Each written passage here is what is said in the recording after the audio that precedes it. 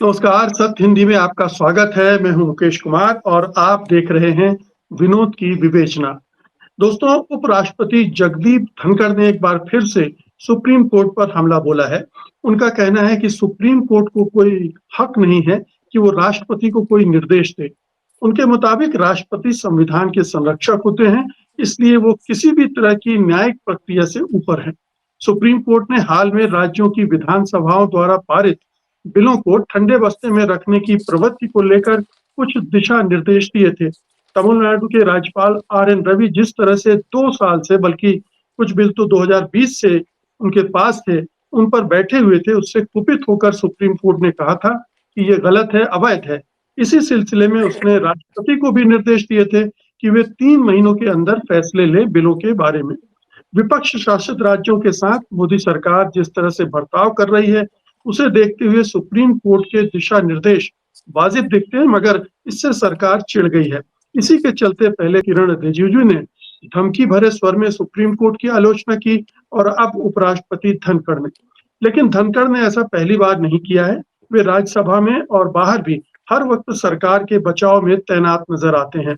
अक्सर उनके निर्णय और बयान चापलूसी की हद तक चले जाते हैं। कई बार तो ऐसा लगता है कि वे सरकार के प्रवक्ता बनकर बोल रहे हैं, जो कि उपराष्ट्रपति और राज्यसभा के सभापति की गरिमा के हिसाब से अनुचित दिखलाई पड़ता है। वरिष्ठ पत्रकार विनोद शर्मा हमारे साथ हैं, तो आइए उनसे जगदीप धनखड़ की इस भूमिका पर बात करते हैं। कार्यक्रम में आपका बहुत-बहुत स्वागत है विनोद जी। मेरा जी। पहला सवाल यही है कि इस पूरे धनखड़ जी का जो पूरा सिलसिला रहा है और उसमें ये जो नई कड़ी जुड़ी है, जिसमें वो सुप्रीम कोर्ट की आलोचना करते हुए दिख रहे हैं, परोक्ष रूप से धमकाते भी दिख रहे हैं, कैसे देखते हैं आप? माननीय उपराष्ट्रपति जगदीप धनखड़ जी स्वयं एक वकील हैं और उनको कोर्ट की आलोचना करने का अधिकार है। उसी तरह से शायद हमको भी अधिकार है उनकी आलोचना का, लेकिन हम लोग बड़ी विनम्रता से उनके बयानों की आलोचना करेंगे, पोस्टमार्टम करेंगे और अपनी नजर से देखेंगे उसको और ये जानने की कोशिश करेंगे कि धनखड़ साहब किस हद तक सही हैं और क्या उनकी जो टिप्पणी बनी है, उन्होंने जो की सुप्रीम कोर्ट पे, क्या वो बनती थी, क्या वो उचित थी। उन्होंने कहा कि राष्ट्रपति को कैसे कोई निर्देश दे सकती है सुप्रीम कोर्ट। एक वाइज सेइंग है, हर कोई लॉ का स्टूडेंट इसको जानता है, be you ever be so high, be you ever be so high, the law is always above you. Be you ever be so high, the law is always above you. बिल्कुल। The law is always above you, Honorable Vice President. The law is always above the President, the Honorable President. क्योंकि law के चलते ही हम सबकी अस्तित्व है। माननीय उपराष्ट्रपति is a creature of the Constitution. President is the creature of the Constitution. Supreme Court is the creature of the Constitution. Parliament is the creature of the Constitution. And the Constitution is what decides what is right under the law, what is right for the country. वो किताब दी हुई है हमको, हमारे पूर्वजों ने, विरासत में मिली हुई है हमको। उस किताब को बदलने की बात कई बार हुई और इसी सरकार ने बार बार वादा किया कि हम कोई इसमें फेरबदल नहीं करने वाले। ये आश्वासन हमें बहुत ऐसी जगह से मिला जिनके पास ये अधिकार भी है कि निर्णय ले लें। माननीय उपराष्ट्रपति ने जब आलोचना की इस जजमेंट की, जजमेंट क्या थी? जजमेंट ये थी कि कोई अगर बिल राष्ट्रपति के पास भेजा जाता है, वो बिल जो पारित हो चुका है विधानसभाओं में, वो बिल जब गवर्नर साहब भेजते हैं उनको, तो उस बिल पे पेशरफ्त, उस बिल पे एक्शन तुरंत होना चाहिए और उसके लिए एक समय सीमा बांध दी कोर्ट ने। सवाल मेरा ये है और मैं जानता हूं कि धनखड़ साहब हमसे ज्यादा दानिशमंद हैं लॉज के मामले में। उनकी लीगल नॉलेज हमसे ज्यादा है, वो ट्रेंड वकील हैं।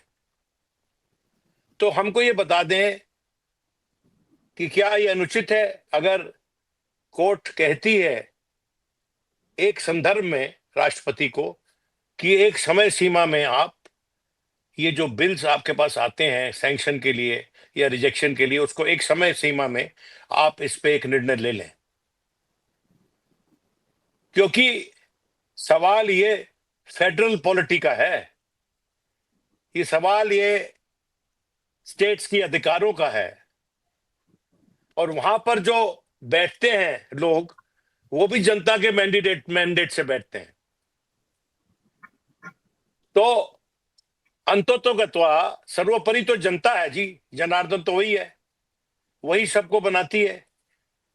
तो जो माननीय उपराष्ट्रपति के जो टिप्पणी है कि उन्होंने कहा कि जो ये जो आर्टिकल 142 है, इसको एक अणु बॉम्ब की तरह इस्तेमाल किया जा रहा है सुप्रीम कोर्ट के द्वारा। अब देख लेते हैं कि आर्टिकल 142 क्या है। आर्टिकल 142 कोर्ट्स को एक ब्रॉड पावर देता है फॉर कंप्लीट जस्टिस, और उस पावर के चलते उस साधन के चलते जो कोर्ट है वो अपना निर्णय दे सकती है, और वो निर्णय अगर किसी एग्जिस्टिंग कानून के खिलाफ भी है तो वो है, क्योंकि वो कोर्ट की एक्स्ट्राऑर्डिनरी पावर्स हैं जिसका इस्तेमाल करके वो कोर्ट इंश्योर करती है कंप्लीट जस्टिस किसी एक मुद्दे पर। तो उन्होंने कहा कि 142 जो है वो तो अणु शक्ति की तरह, वो एक तो न्यूक्लियर बॉम्ब की तरह इस्तेमाल किया जा रहा है। ये एक डिबेटेबल मामला है। देखिए, उपराष्ट्रपति की हम इज्जत करते हैं, उनसे प्रेम भी करते हैं एक लेवल पे, हम उनको जानते हैं व्यक्तिगत तौर पे, लेकिन कुछ बातों पे एक राय नहीं हो सकती। और मेरा यह मानना है कि कानून में उपराष्ट्रपति को कानून के इम्प्लीमेंटेशन में उपराष्ट्रपति को इतना इंटरवेंशन नहीं करना चाहिए।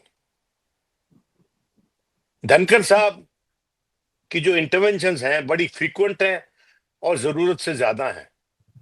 उनको एक अनुपात में होना सही होगा, क्योंकि तभी उनका वजन बना रहेगा। अगर एक अनुपात में इंटरवेंशन होगी तभी उसका वजन बना रहेगा। और अगर कानून के हाथ बांधे जाएंगे, अगर सुप्रीम कोर्ट के हाथ बांधे जाएंगे, तो ईश्वर ना करे उनकी तरफ से भी कोई रिएक्शन आ सकता है। तो कहीं ऐसा ना हो कि एक मेजर कॉन्स्टिट्यूशनल क्राइसिस डेवलप हो जाए। और कुछ लोग तो ये कहते हैं कि कोशिश है कि एक कॉन्स्टिट्यूशनल क्राइसिस क्रिएट किया जाए, लेकिन मैं ये मानता हूं कि विचार करेंगे उपराष्ट्रपति अपने वक्तव्यों पर, क्योंकि उन्होंने, किरण रिजिजू ने बोला और उन्होंने बोला है, लेकिन किरण रिजिजू ने पार्लियामेंट्री अफेयर्स मिनिस्टर है वो, तो उन्होंने जो बोला है क्या उसके समर्थन में बोला है उपराष्ट्रपति ने? क्योंकि अगर कोई ऐसी बात थी तो उसको एक लेवल से आना चाहिए। अब कोर्ट में मामले चलते हैं तो जो अटॉर्नी जनरल है वो बात करता है सरकार के तरफ से। तो अगर ये बहस जो है कोर्ट के बाहर शुरू हो जाएगी तो इसका तो कोई अंत ही नहीं है, और ये मैं समझता हूं अंततः सबको पशेमान करेगी, सबको एम्बैरेस करेगी। तो इसमें अभी विराम लगाना अच्छा होगा, मैं समझता हूं। अगर उपराष्ट्रपति ये निर्णय ले तो अच्छा होगा संविधान के लिए, उनके अपने पद के लिए, पार्लियामेंट की सुप्रीमेसी के लिए और कानून साजी के लिए इस देश में। बिल्कुल, आपने जो कहा धनखड़ साहब इसे सुप्रीम कोर्ट के ओवर रीच के तौर पे देख रहे हैं, लेकिन अगर पूरे कॉन्टेक्स्ट को सामने रखा जाए कि तमिलनाडु के गवर्नर 10 बिलों पर इतने लंबे समय तक बैठे रहते हैं बार बार कहने के बावजूद उनको क्लियर नहीं करते हैं। तमिलनाडु की सरकार का टेन्योर 5 साल का है, किसी भी सरकार का 5 साल का होता है। 5 साल में एक मैंडेट के साथ कोई पार्टी सत्ता में आई है, वो काम करना चाहती है, आप उसको काम नहीं करने दे रहे, और देखिए राष्ट्रपति भी उसी तरह से बिहेव कर रहे हैं। तो इसमें अगर सुप्रीम कोर्ट की, जी प्लीज। देखिए, मैं 1 मिनट के लिए भी ये सजेस्ट नहीं कर रहा हूं कि जो उपराष्ट्रपति ने कहा वो डिबेटेबल नहीं हो सकता है। डिबेटेबल, वो गौर नजर होना चाहिए वो जो पॉइंट वो रेस कर रहे हैं, क्योंकि कानून बनाने का अधिकार पार्लियामेंट का है। और यहां ये लग रहा है कि सुप्रीम कोर्ट ने जो समय सीमा तय की है उसके चलते सुप्रीम कोर्ट जो है वो कानून साजी कर रही है, वो पार्लियामेंट का दायित्व निभा रही है, एग्जीक्यूटिव और पार्लियामेंट का, क्योंकि कानून तो एग्जीक्यूटिव लाएगी, उसके बाद पार्लियामेंट उसको पास करेगी। इस हद तक मैं I go along with the vice president. लेकिन क्या उपराष्ट्रपति इस बात पे प्रकाश डालेंगे जो जिसकी तरफ आपने इशारा किया कि एक इलेक्टेड बॉडी पार्लियामेंट की तरह स्टेट में कानून पास करती है और उसको भेजती है क्लियरेंस के लिए गवर्नर को, और गवर्नर जो है टालम टाल करके फिर राष्ट्रपति के पास भेज देता है? उसका क्या कभी उपराष्ट्रपति ने तमिलनाडु के गवर्नर पे तनकीद की? कुछ क्या कभी कुछ बोला क्या उनके बारे में? जिस तरह से उन्होंने बीड़ा उठा लिया सरकार की तरफ से, माफी चाहता हूं धनखड़ साहब, आपकी शान में गुस्ताखी नहीं करना चाहता, मैं तो आपकी शान की डिफेंस में बोल रहा हूं। बाहैसियत आप वाइस प्रेसिडेंट है मेरे, जैसे कि और देश के हैं। आप की शान में मैं गुस्ताखी नहीं कर रहा, आपकी गरिमा के प्रति सजग होकर मैं शायद एक वार्निंग विसल कर रहा हूं, वार्निंग विसल, कि ये शायद आपकी स्वयं की शान में गुस्ताखी होगी और इससे आपकी गरिमा कम होगी बाहैसियत उपराष्ट्रपति हमारे देश के। कि आपने जब कशमकश चल रही थी तमिलनाडु सरकार के बीच में, गवर्नर के बीच में, और मामला यहां तक पहुंच गया, फिर सुप्रीम कोर्ट तक चला गया, और सुप्रीम कोर्ट ने जो जजमेंट दिया उसके बाद 10 कानून पारित हो गए बिना गवर्नर के सिग्नेचर के। ये जो हुआ है ये कोई मामूली नहीं है, ये बड़ा हादसा है। आइन की परिधि में, with in the four walls of the constitution, निर्णय लिया एक कॉन्स्टिट्यूशनल एंटिटी ने जो सुप्रीम कोर्ट है, वो लागू होगा कॉन्स्टिट्यूशनल एंटिटीज पे, और आप उस पर रनिंग कमेंट्री दे रहे हैं। क्या मामले को सुलझाने की कोशिश है कि उसको और उलझाने की कोशिश है? ये जो भी हो रहा है वो मैं नहीं समझता हूं कि अच्छा हो रहा है for the functioning of the constitution. इसमें थोड़ा बहुत हर कोई का जवाबदेही, हर किसी की जवाबदेही बनती है, थोड़ी बहुत हर किसी की जवाबदेही बनती है इसमें, लेकिन अनुपात में जवाबदेही ज्यादा बनती है वहां के गवर्नर की, केंद्र की सरकार की, क्योंकि केंद्र का रिप्रेजेंटेटिव है गवर्नर, और काफी हद तक चूंकि राष्ट्रपति की भी बनती है तो राष्ट्रपति को भी इसकी परिधि में लाया गया है। Be you ever be so high, you are never above the law. बिल्कुल। यहाँ ये एक मैं सवाल कहना और चाहता बनता है, एक सवाल और बनता है विनोद जी, कि जब इस तरह का बिहेवियर गवर्नर का होता है या राष्ट्रपति उसमें अपनी मुहर लगाते रहते हैं, चुप रहकर कार्रवाई न करके, तो ये फेडरल स्ट्रक्चर पर भी हमला है एक तरह का, उस देखिए, पर ऐसा असर है, पड़ता है। सेंटर का फेलियर है। Centre should have withdrawn the governor from the state, किसी और गवर्नर को लगा देना चाहिए। उसको तो अभी तक विड्रॉ नहीं किया है भाई, गवर्नर तो अभी भी नियुक्त है। धनखड़ साहब, जैसे कि हाई कोर्ट का जज अभी भी जज है, जिस पे आप बहुत रुष्ट हैं, बहुत नाराज हैं, ये हाई कोर्ट के प्रकरण के चलते आपने नेशनल जुडिशियल अकाउंटेबिलिटी लॉ जो है उसको दोबारा उस पर बहस की शुरुआत की थी और सबको एक राय बनाने की कोशिश की थी कि जुडिशरी जो है अपनी परिधि से बाहर आ रही है, उस पर अंकुश लगना चाहिए। लेकिन ये जो आपका बयान है, इसके चलते जो कि शायद एक कंसेंसस बन सकता था उस अहम मुद्दे पे, वो कंसेंसस अब शायद आपके तत्वावधान में संभव नहीं होगा, क्योंकि ये एक ब्रीच ऑफ कॉन्फिडेंस हो गया आप में और विपक्ष में, खासकर इंडिया अलायंस के लोगों के बीच में। ऐसे मुद्दे पे तो एक राय बनकर ही एक फैसला हो सकता है ना। तो मैं समझता हूं ये अच्छा नहीं हुआ। हमें खुशी थी कि एक राय धनखड़ साहब कोशिश कर रहे हैं और उनके तत्वावधान में नेशनल जुडिशियल अकाउंटेबिलिटी जो बिल है, जिसको कि खारिज कर दिया था पहले सुप्रीम कोर्ट ने, ये कहते हुए कि वो कॉन्स्टिट्यूशन नहीं है, उसमें हस्तक्षेप बनाता है वो सरकार का नियुक्तियों में, कोर्ट में। तो उस पे एक राय अब संभव नहीं होगी। ये अच्छा नहीं हुआ हमारे आईन के लिए, हमारे देश के लिए, हमारी फेडरल पॉलिटी के लिए। लेकिन हुआ है, इसमें सब बराबर के हिस्सेदार हैं और इनको मैं समझता हूं सोचना चाहिए कि ये देखिए, मेरी बात सुनिए।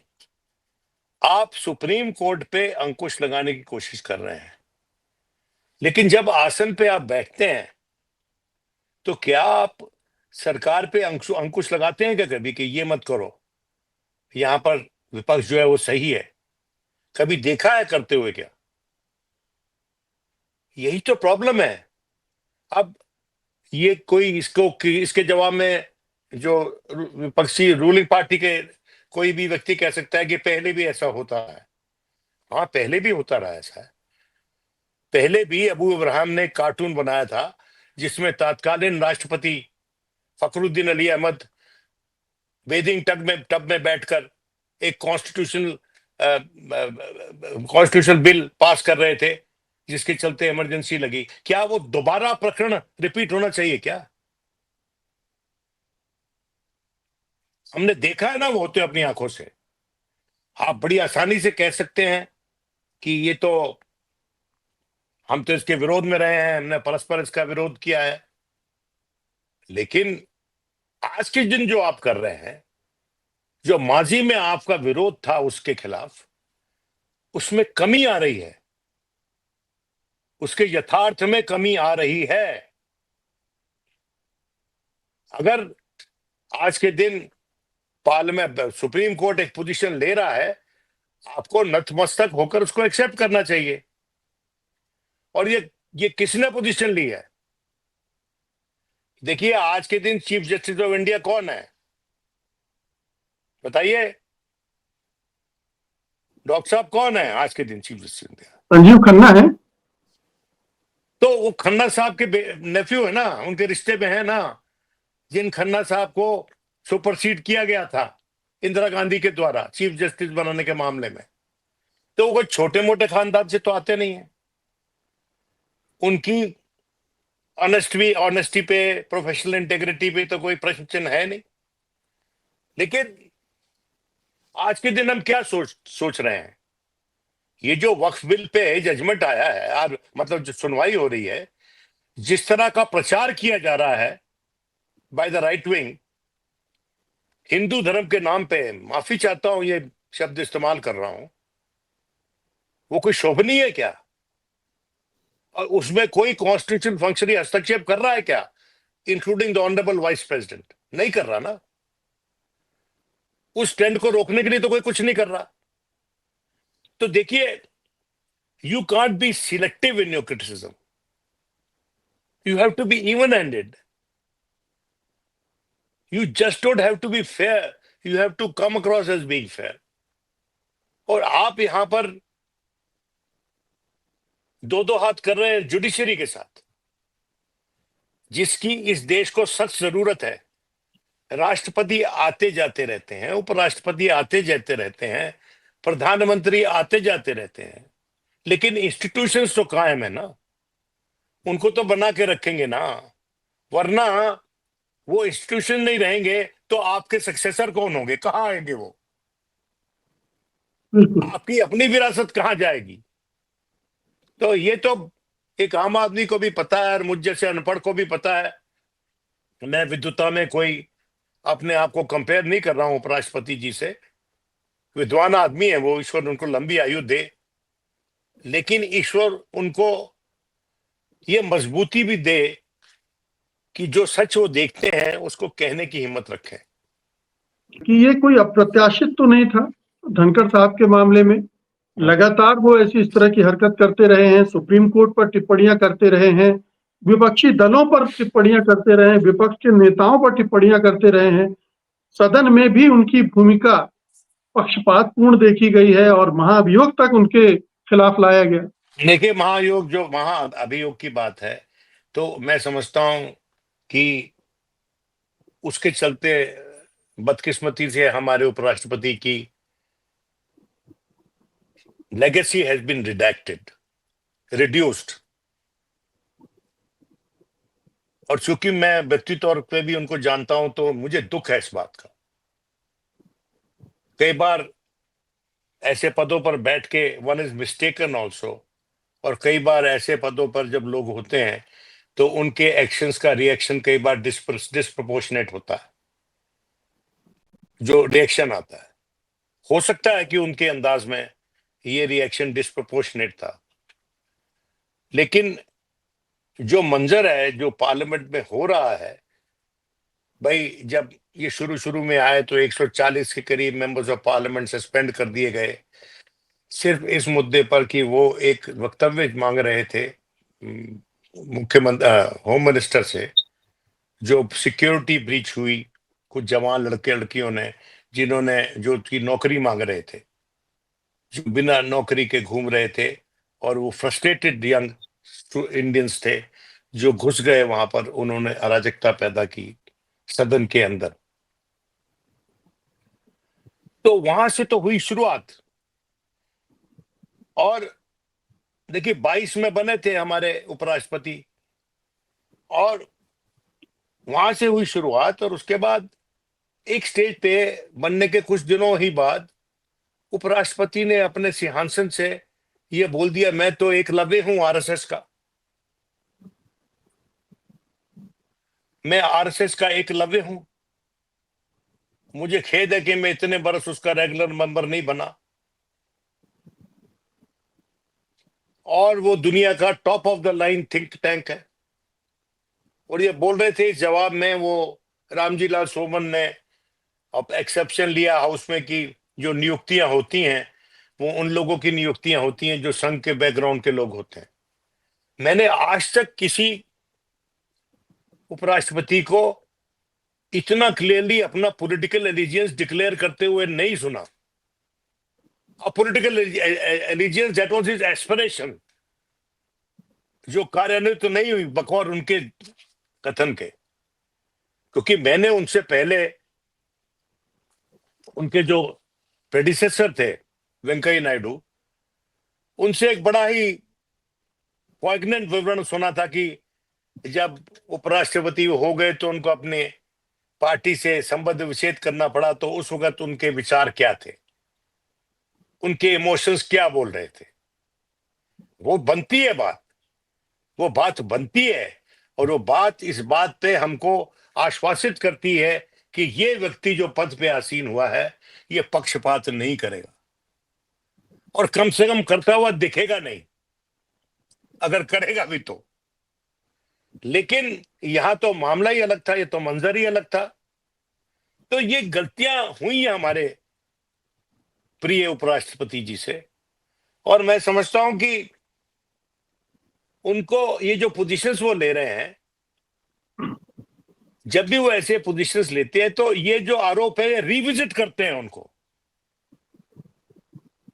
एक संदर्भ बन जाता है, उसमें रिपीट हो जाते हैं सब कुछ, कि उन्होंने उस स्थिति को ये किया था, उस स्थिति को ये किया था, उस स्थिति को ये किया था, जिसके चलते उनके अपने जलाल में, उनकी अपनी गरिमा में, पद की गरिमा में, व्यक्तिगत गरिमा में कमी होती है। तो मैं समझता हूं कि उनको इन सब बयानों से गुरेज करना चाहिए। ना जाने क्यों वो ये बयान देते हैं, क्या सरकार के कहने पे देते हैं? और अगर सरकार दबाव डालती है और ये बयान उनसे दिलवाती है तो सरकार का उद्देश्य क्या है? इससे तो एक बड़ा कॉन्स्टिट्यूशनल क्राइसिस क्रिएट होगा। यह सरकार का ये दबाव डालने का तरीका है जुडिशरी पे। और मैं तो आश्वासित हूं, तो हमारी जुडिशरी जो है ऐसी आसानी से किसी दबाव में आती नहीं है। और मैं इस बात से भी आश्वासित हूं कि हमारे उपराष्ट्रपति भी बड़ी आसानी से ऐसे दबाव में नहीं आते होंगे। मैं कोई वर्स्ट केस सिनेरियो इमेजिन कर रहा धनखड़ साहब के संदर्भ में, मैं तो बेस्ट केस सिनेरियो इमेजिन करके सब बातें कर रहा हूं। और बेस्ट केस सिनेरियो मुझे बताता है कि आज उस स्थिति में धनखड़ जी हैं जो सरकार को एडवाइस दे सकें कि ये लाइन से आप आगे मत जाओ, और उसी तरह से इनफॉर्मली वो as a peacemaker judiciary को भी इस कॉम्प्लेक्स सिचुएशन से निकलने का रास्ता दिखा सकते हैं। लेकिन वो उनके अपने कर्तव्य निष्ठा पे डिपेंड करता है कि उनको क्या करना है। हम तो देख के कमेंट ही कर सकते हैं ना डॉक्टर साहब। और जी। हमारे जो कमेंट्स हैं, हमारे कमेंट्स जो है हमारे द्वेष में भीगे हुए कमेंट्स नहीं है। हम तो दुख में बोल रहे हैं जी। हम नहीं चाहते कि कोई भी एक कॉन्स्टिट्यूशनल ऑफिस दूसरे कॉन्स्टिट्यूशनल ऑफिस से सींग लड़ा रहा हो, या तीसरे कॉन्स्टिट्यूशनल ऑफिस के डिफेंस में दूसरे को अटैक कर रहा हो। This is a ridiculous situation किसी भी मैच्योर डेमोक्रेसी के लिए जो आज के दिन है। भाई, जब भी कोई ऐसी बात होती है विपक्ष कहते हैं तो ये तो आरएसएस के एकलव्य हैं। आप बताइए उसका क्या जवाब होगा? कोई मतलब था क्या उसका? वो क्यों दिया गया बयान? किसी नौकरी के लिए अर्जी थी क्या वो? वफादारी साबित करनी थी अपनी। नहीं, मैं नहीं समझता हूं कि उस अपने जिंदगी के उस मरहले पे हैं धनखड़ साहब की उनको ऐसा कुछ करने की जरूरत होनी चाहिए, क्योंकि वो उपराष्ट्रपति बने हुए हैं और हो सकता है कल को राष्ट्रपति हो जाए। और जो आज वो बोल रहे हैं, कल को उनके राष्ट्रपति होते हुए ही कोई ऐसा आदेश आ जाए सुप्रीम कोर्ट की तरफ से, उस पे उनका क्या रिएक्शन होगा ये तो हम उस पर स्पेकुलेट ही कर सकते हैं। ईश्वर का हम चाहते हैं कि ना हो ऐसा, लेकिन क्या रिएक्शन होगा उनका? The president has to decide in her wisdom. और उसमें जो एडवाइस दे सकती है प्रेसिडेंट, वो उन्हीं लोगों से ले रही है जो कि कोर्ट के लिए कोर्ट को असिस्ट करते हैं, जैसे कि अटॉर्नी जनरल, जैसे कि सॉलिसिटर जनरल, या और कोई बड़ा वकील हरीश साल्वे को बुला लेंगे विदेश से। लेकिन आप रिव्यू पिटीशन डाल लोगे, तो मैं समझता हूं कि इस बात को यही छोड़ देना चाहिए। रिव्यू पिटीशन भी डालेंगे तो हो सकता है तफसील से कोई जजमेंट आ जाए, लेकिन वो उचित नहीं होगा, क्योंकि अभी आने वाले कुछ एक दिनों में जो मुख्य न्यायाधीश है, जो तात्कालीन, वो तो रिटायर करने वाले हैं, उनकी जगह गवई साहब आने वाले हैं। तो जल्दी जल्दी मुख्य न्यायाधीश बदलने वाले हैं आने वाले कुछ महीनों में हमारे सुप्रीम कोर्ट के। तो इसको मैं समझता हूँ इस इश्यू को जल्दी से जल्दी रिजॉल्व करने की जरूरत है। और इतनी जल्दी ये सरकार को कितना क्रिएटिव पोजीशन लेती है सरकार, धनखड़ साहब खुद कितना क्रिएटिव पोजीशन लेते हैं, और कोर्ट कैसे रिएक्ट करती है उनकी टिप्पणी पे, ये भी देखने वाली बात है। आखिरी सवाल है मेरा विनोद जी कि हम्म। धनखड़ साहब की टिप्पणी में क्या आपको लगता है कि सरकार परेशान हो गई सुप्रीम कोर्ट ने जब ये कहा, क्योंकि उसकी पोल पट्टी खुल गई एक तरह से, उसी के द्वारा नियुक्त गवर्नर उसका पर्दाफाश हो रहा है और राष्ट्रपति की भूमिका भी संदेह के घेरे में आ रही है। इससे तिलमिलाई हुई है सरकार, और वही किरण रिजिजू के बयान में भी दिख रहा है, धनखड़ साहब के बयान में भी दिख रहा है, रिव्यू पिटीशन की जो चर्चा हो रही है उसमें भी ये झलक दिखती है। देखिए, बात यह है कि रिजिजू साहब जो है कि इस प्रकरण में वो मेजर प्लेयर नहीं है, he is a minor player. इसमें अगर कोई हस्तक्षेप बनता है किसी का, तो होम मिनिस्टर का बनता है या प्रधानमंत्री का बनता है, क्योंकि सॉल्यूशन उन्हीं के पास है। और राष्ट्रपति तक ये मामला पहुंच गया है, तो गवर्नमेंट को कुछ कदम उठाने पड़ेंगे जिससे कि आने वाले वक्तों में राष्ट्रपति भवन तक ये मामला ना पहुंचे। क्योंकि अगर रेफरेंस आप राष्ट्रपति को भेज रहे हैं और डिले कर रही है, तो कोर्ट का निर्देश तो राष्ट्रपति भवन को ही होगा ना, वो किसको होगा? क्योंकि सरकार तो राष्ट्रपति के नाम पे चलती है। The government is run in the name of the president. तो मैं हैरान हूं कि धनखड़ साहब को किस बात पे नाराजगी है। भाई, सरकार की तरफ से कुछ हुआ है, वो सरकार जो राष्ट्रपति के नाम पे चलती है, और यहाँ पर सीधा सीधा राष्ट्रपति भवन का इन्वॉल्वमेंट है, राष्ट्रपति का इन्वॉल्वमेंट है। अब इसमें इंडिविजुअल छोड़ दीजिए, the institution of the president उसकी इन्वॉल्वमेंट है। यह बात हो रही है इंस्टीट्यूशंस की, व्यक्ति विशेष की नहीं हो रही। तो इस पे एक मैच्योर्ड पोजीशन लेकर इस मामले को सुलझाना चाहिए। और मैं आश्वासित हूं कि धनखड़ साहब के पास वो इल्म है, वो मैच्योरिटी है कि इसमें वो इंटरवीन करके इस मामले को सुलझवा सकते हैं। मैं इस बात से भी आश्वासित हूं कि हमारी सुप्रीम कोर्ट के पास वो विजडम है जो इस मसले को ज्यादा फैलने से रोक सकती है। और मैं ये भी अपेक्षा करता हूं, होपिंग अगेंस्ट होप्स, ये सरकार जो है, ये कोई हेड ऑन कोलिजन नहीं चाहती जुडिशरी के साथ, जिसके चलते कोई बड़ा कॉन्स्टिट्यूशनल क्राइसिस क्रिएट हो। धनखड़ साहब के पिछले 3 साल के कार्यकाल उपराष्ट्रपति के रूप में और पहले गवर्नर के रूप में बंगाल के, इस सब को देखने के बावजूद आप धनखड़ साहब से उम्मीद कर रहे हैं, उम्मीद रख रहे हैं। देखिए, ऐसे उम्मीद पे तो दुनिया जिंदा है। और मैं आश्वासित रहता हूं डॉक्टर साहब कि there is in every human being, despite our downsides, there is a good man sitting inside. हर हर किसी के भीतर को एक अदालत लगी होती है, वो उसको बार बार परस्पर बताती रहती है कि यहां तू गलत है और यहां तू सही है। और मैं आश्वासित हूं कि धनखड़ जी के भीतर जो अदालत लगी हुई है, वो उनको अपनी एडवाइस दे रही होगी।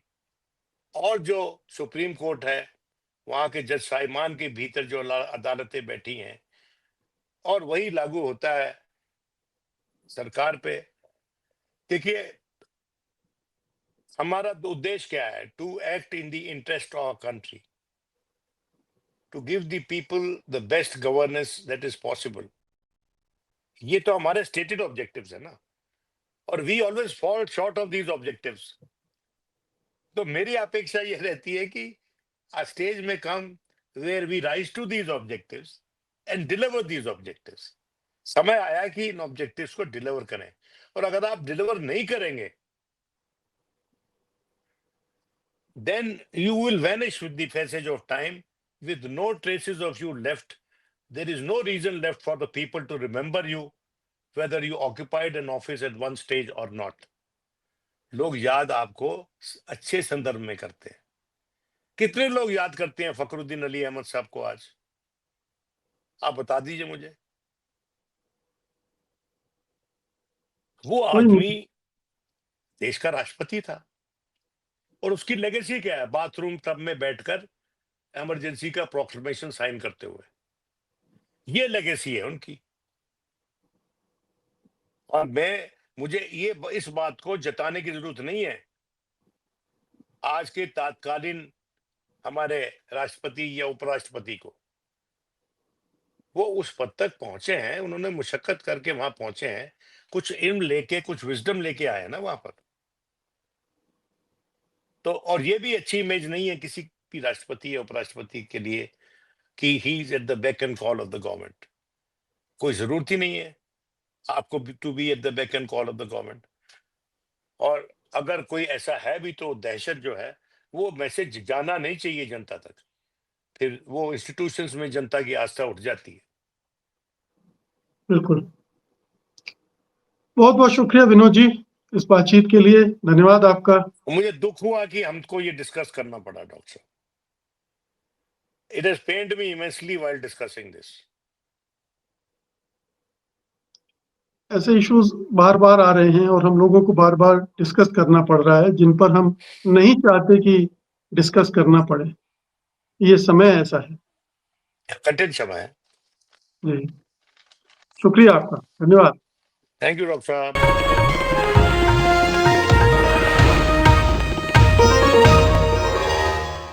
Copyright disclaimer under Section 107 of the Copyright Act 1976. Allowance is made for fair use for purposes such as criticism, comment, news reporting, scholarship, and research. Fair use is a use permitted by copyright statute that might otherwise be infringing.